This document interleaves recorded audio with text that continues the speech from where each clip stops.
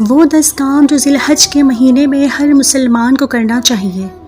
Number 1، نیک عمل، نماز، روزہ، تسبیح، استغفار، صدقہ و خیرات۔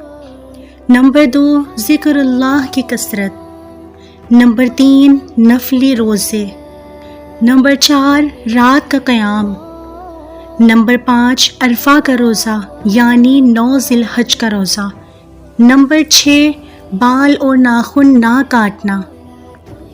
نمبر 7، تکبیر تشریح یعنی اللہ اکبر اللہ اکبر، لا الہ الا اللہ واللہ اکبر اللہ اکبر وللہ الحمد پڑھنا۔